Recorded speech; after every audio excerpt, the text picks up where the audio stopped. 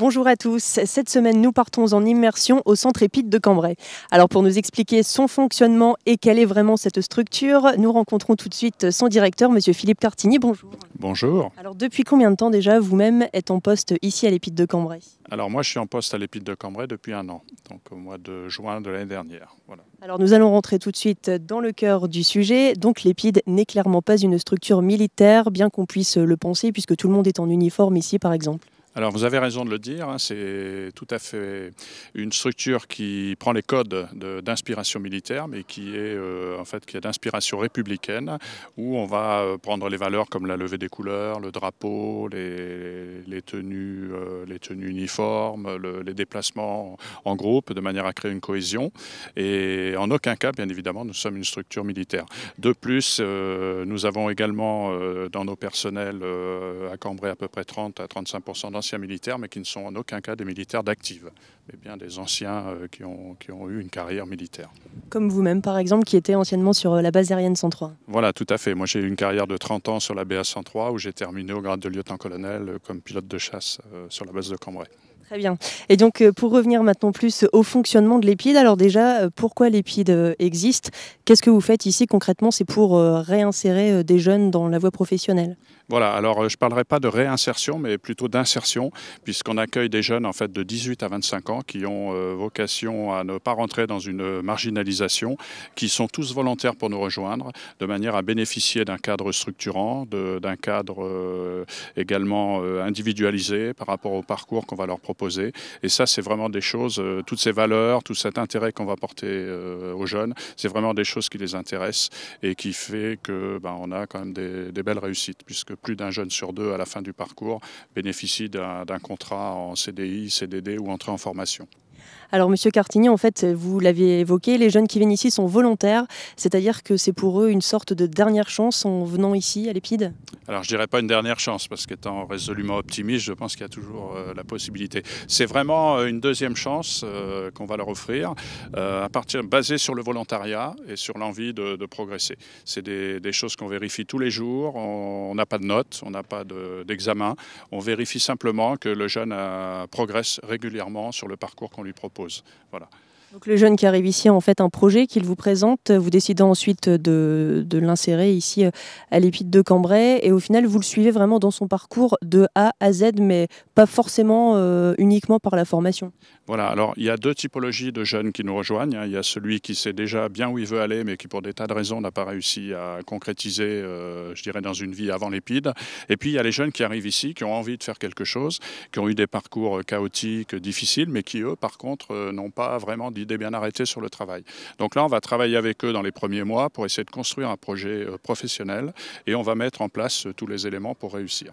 Voilà, donc, et on poursuit l'insertion professionnelle quand elle est établie. On continue le suivi post-EPID, ce qu'on appelle auprès des entreprises, auprès des partenaires qui nous suivent, de manière à ce que cette insertion soit sur des bases solides et pas le jeter comme ça dans le monde de l'emploi, que tout le monde sait, très difficile.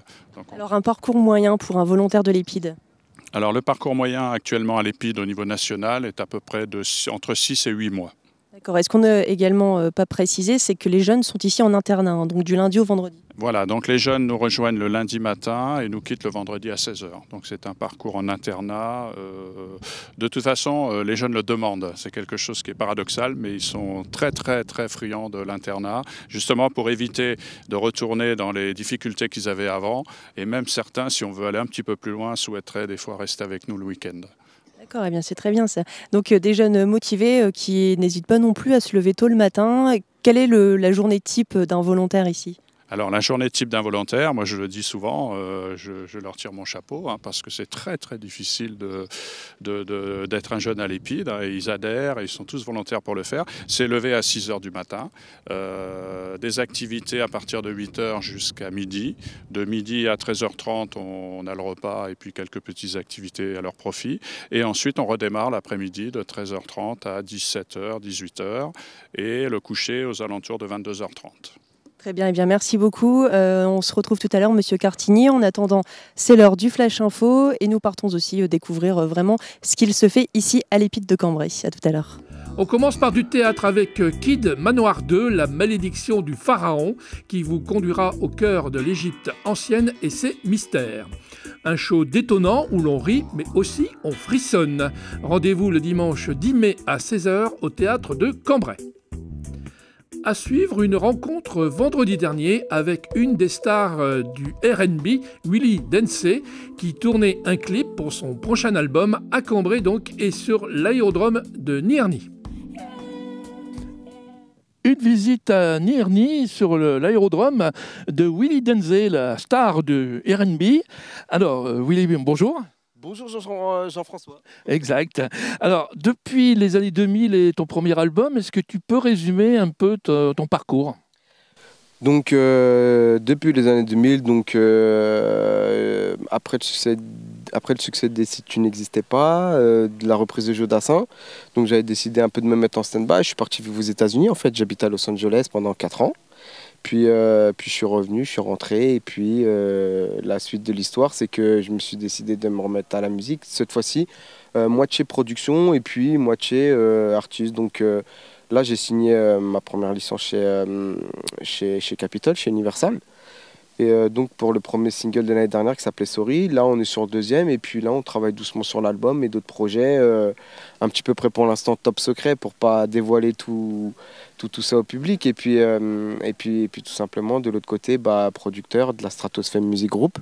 Oui, j'ai vu que tu avais ton propre label, non ? Ouais, tout à fait, on s'est dit, la musique c'est ça, ça commençait un peu à me faire mal à la tête dans le sens où que d'être trop collé avec une maison de disques ou signé en tant qu'artiste dans une maison de disques, pour moi ça me convenait pas parce que ça me laissait pas libre cours justement à mon imagination, tout ce que j'avais envie et puis dans le fond on se dit, tu sais, ça enlève une partie de rêve en fait. Et puis on se dit nous en tant qu'artiste, si on rêve pas, qui on va faire rêver ? On est dans le tournage de ce clip, pourquoi avoir choisi Nierny ? Nierny tout simplement parce que mon ami Brahim travaille avec le maire de Cambrai et puis via les relations etc. On a trouvé un petit endroit sympa, d'où l'aérodrome justement parce qu'on cherchait quelque chose d'assez atypique et puis surtout pourquoi cette partie de la France parce que dans les clips on a trop tendance souvent à montrer tout ce qui est du côté de la France, mais le côté plus sud, palmier, genre à la limite, tu n'as même pas l'impression que tu étais dans un coin de la France. Et puis là, c'est bien représentatif au niveau du cadre et tout, puisque c'est le grand air, et puis c'est un autre côté. En plus, on a la chance qu'il fait beau aujourd'hui. Alors, ce clip, il y a une histoire, est-ce que tu peux peut-être la raconter ? Pour l'instant, on est en train de voir, on est en train de vraiment se décider, puisqu'on a eu plein de nouvelles idées en voyant l'endroit et tout, mais l'idée initiale, c'était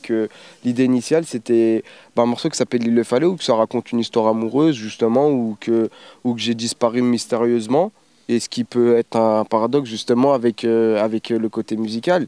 Et puis, on s'est retrouvés, justement, à tourner déjà la première partie à Bruxelles, donc la partie amoureuse avec la figurante. Et donc on tourne la deuxième partie, ce qui est la partie fictive. Parce qu'en fait, le concept de tout mon album, en fait, c'est une série, tout simplement. Vu qu'on est dans l'ère des séries, on est dans l'ère de tout ce qui est Game of Thrones, tout ce qui est Empire, tout ce qui est... tous les gens de cette nouvelle génération, c'est bien que les jeunes et puis les plus grands regardent vachement des séries. Donc on se dit pourquoi pas faire justement tourner cet album comme une série, 13 titres, 13 épisodes. Donc voilà, on est parti là. Et puis celui-là, c'est le single vraiment zéro, celui-là qui va amorcer vraiment le premier de l'album, quoi, en fait. D'accord, merci Willy pour toutes ces informations, on ne va pas en dire plus. Excuse-moi Jean-François, je parle beaucoup. C'est pas grave, au contraire, mais on va laisser un petit peu les spectateurs sur leur faim pour qu'ils justement ils se précipitent après sur le DVD et voir le CD. En tout cas, merci. Merci à toi. On termine par du sport avec le tournoi des petits footeux ce vendredi 1er mai. Donc c'est la 5e édition cette année, on est heureux d'organiser ça une nouvelle fois avec nos partenaires de la CC et nous, c'est-à-dire le Rotary Cambrai. C'est une manifestation qui, comme chaque année, va réunir des enfants, de plus en plus d'enfants, puisque je dois dire que cette année, leur record est largement battu par rapport aux précédentes éditions. On a un peu plus de 700 enfants prévus, inscrits, même si on a toujours des défections le dernier jour, c'est beaucoup plus que les années précédentes. Alors on a toujours été gâtés parce que les grands champions sont derrière cette manifestation qui est unique en France. Nous avons eu la chance les années précédentes d'avoir en lot des maillots dédicacés de Lionel Messi et de Cristiano Ronaldo. Cette année, il s'agit d'un lot d'un champion du monde. Les deux autres sont deux immenses champions mais n'ont pas été champions du monde. Francesco Totti, c'est le meilleur joueur italien, un des meilleurs joueurs italiens de tous les temps et un des 100 meilleurs joueurs de l'histoire du football. Et il nous a donné un maillot dédicacé spécifiquement pour cette manifestation. Nous avons également la chance d'avoir un équipement complet d'Orio Mavuba, le capitaine du LOSC, et on sait comme le LOSC est à nos côtés depuis le début de cette manifestation. Alors c'est toujours pour l'enfance défavorisée du Cambrésis. Il y a beaucoup de malheurs dans le monde, mais il y a beaucoup de malheurs autour de nous, il n'y a pas besoin d'aller très loin. Et depuis sa création, on a toujours destiné les fonds et l'intégralité des revenus de cette manifestation à l'enfance en difficulté du Cambrésis, principalement à SOS Village d'Enfants de Neuville-Saint-Rémy, mais pas que, et on a diversifié un petit peu les bénéficiaires de ces allocations. Au cinéma Palace, les sorties de la semaine.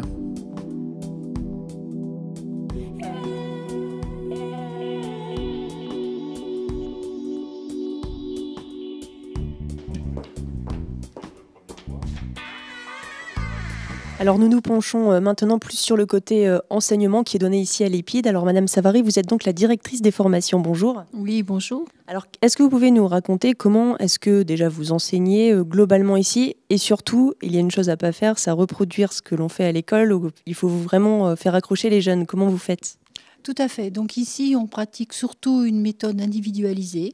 Donc chaque jeune va être évalué à son entrée pour connaître ses besoins, surtout aussi en fonction de son projet professionnel. Et à partir de là, on va établir un plan de formation individualisé avec ce jeune qui va comprendre le sens de ce qu'on lui demande, les raisons de ses efforts et qui va adhérer.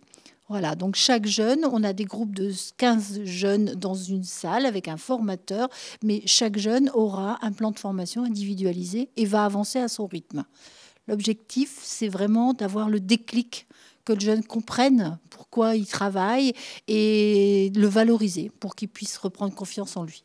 Alors justement, peut-être en enseignant des choses concrètes, par exemple quelqu'un qui veut devenir maçon, imaginons, on accentue vraiment sur certains points plutôt que d'autres. Oui, alors on commence par une remise à niveau général parce qu'il y a des incontournables, comprendre la proportionnalité, savoir faire les 4 opérations, mais très très vite on bascule vers des mathématiques appliquées ou du français appliqué au métier. C'est-à-dire qu'un maçon aura besoin de comprendre les conversions, un jeune qui prépare la logistique aura besoin d'autre chose. Donc on voit par exemple derrière nous que c'est vraiment des cas individualisés, puisqu'on voit un formateur avec son élève, en plus avec des outils modernes ici. Oui, nous avons dans chaque salle un tableau numérique interactif et chaque volontaire peut y accéder pour préparer individuellement. Là, Monsieur Petit prépare des tests et il a besoin de logique. Donc là, il est en train de réviser sa logique. Très bien, bien, merci beaucoup Madame Savary pour ces explications sur l'enseignement qui est donné ici à l'EPID.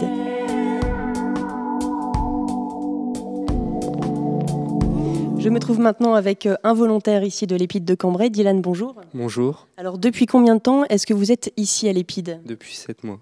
Alors, qu'est-ce qui vous a amené à venir vous inscrire ici, puisque vous êtes volontaire en venant ici ? En fait, l'année dernière, j'avais passé des tests armée de terre et comme j'ai su que j'avais échoué, je suis venu ici directement. Comme une solution, peut-être vraiment une réelle chance de pouvoir être engagé dans la vie active ? Oui, voilà. Et alors, qu'est-ce que vous avez appris sur un plan aussi bien professionnel et personnel depuis que vous êtes ici ? Déjà, j'ai beaucoup évolué en tant que mentalement, excusez-moi. C'est-à-dire, vous êtes plus... Peut-être que vous avez... vous avez évidemment fait un travail sur vous-même, lequel justement ? Déjà, apprendre à se débrouiller tout seul. Et de se débrouiller. Être plus autonome finalement. Voilà. Et responsable peut-être. Oui, voilà. Et donc au niveau professionnel j'ai développé plusieurs dossiers, donc armée de terre, gendarmerie et cadet de la République, donc police municipale. Et donc c'est plutôt bien parti. Oui. Et d'un autre point de vue aussi, on vous a permis de passer votre permis de conduire. Oui. Et ça vous a pris combien de temps? Ben, là, je suis encore au code, mais D'accord, donc c'est quand même une réelle chance de pouvoir ici bénéficier de ce service, de pouvoir passer son permis de conduire. oui. Très bien, bien. Merci beaucoup à vous Dylan et puis on vous souhaite bonne continuation. Merci. Au revoir.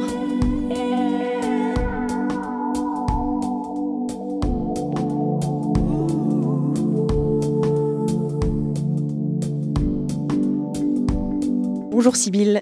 Bonjour. Alors vous êtes volontaire à l'EPID depuis combien de temps? 6 mois. Et alors pourquoi vous, est-ce que vous êtes venu à l'EPID? Si j'ai bien compris, c'est plus un choix de réorientation. Oui, voilà. C'est-à-dire que vous faisiez quoi avant de venir ici? Je faisais un CAP petite enfance à Bohain. Et donc l'objectif maintenant? Aide à la personne. Alors comment ça se passe concrètement une journée ici? Parce que déjà on se lève tôt, très tôt. Oui. Quelle heure? 6 heures. 6 heures et ensuite vous avez vraiment des règles à respecter, un emploi du temps bien défini. Est-ce que vous pourriez un petit peu plus me le décrire? Oui. Donc le matin, on se lève. Donc parfois 5h30 ou 6h, ça dépend. Donc on se lève, tout ça, on va déjeuner. On a un rassemblement dans la cour, on va déjeuner. Après, on va faire nos techs. Tout ce qu'on a à faire, laver le couloir ou des trucs comme ça. Seulement après, on descend, on refait un rassemblement. Et à 8h, on s'en va en cours. Alors quel est votre ressenti en étant ici? Donc ça va, je me plais bien. Et qu'est-ce que ça vous a permis finalement, peut-être, je sais pas, de vous développer ou d'être plus sûr de vous? Oui, oui. D'accord. Et donc pour en revenir à votre parcours professionnel, qu'est-ce qu'on vous enseigne de ce fait-là pour vous réorienter? Tout. La façon dont comment on peut être à un rendez-vous dans le travail, tout ça. Et au niveau de l'intégration ici, comment ça se passe? Très bien. J'ai bien été acceptée, tout ça. Et du coup, on fait pareil aux nouveaux qui arrivent. Très bien, bien. Merci beaucoup. Et puis bonne continuation pour votre parcours. Merci.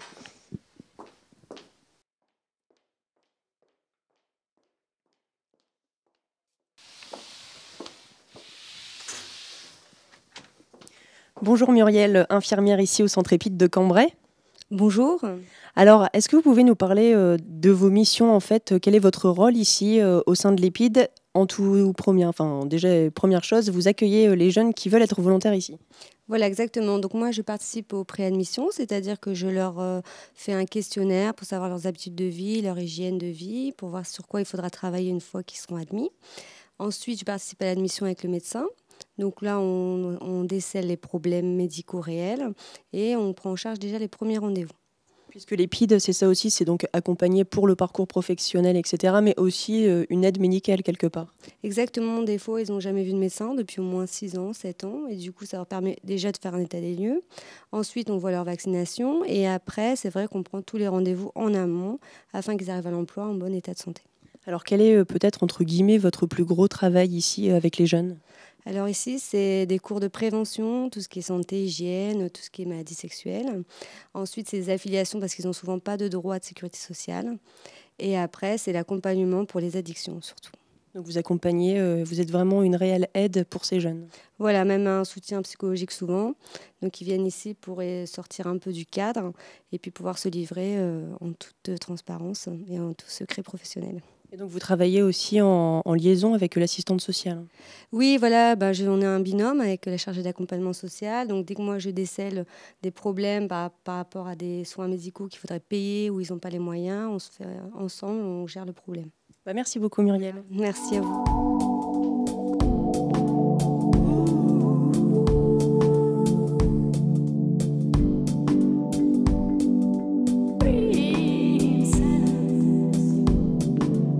Alors pour conclure, Monsieur Cartini, combien de volontaires sont actuellement accueillis ici? Alors moi j'accueille actuellement 90 jeunes volontaires avec à partir du mois de juin la possibilité et même quasiment la certitude d'accueillir 30 jeunes supplémentaires au centre EPID pour porter la capacité totale à 120 jeunes. Donc ça c'est une volonté du gouvernement de vraiment accueillir plus de jeunes en difficulté dans des centres comme celui-ci? Voilà, tout à fait. C'est une annonce qui a été faite par le président de la République en début d'année de monter la capacité des centres EPID au niveau national de presque 600 jeunes pour l'année 2015. Puisque le centre épide de Cambrai est le seul du Nord-Pas-de-Calais. Alors le centre épide de Cambrai est le seul du Nord-Pas-de-Calais et a vocation à le rester pour un moment. Hein. Alors quel est par exemple un parcours que vous avez en tête, peut-être une belle réussite d'un jeune de l'épide ici?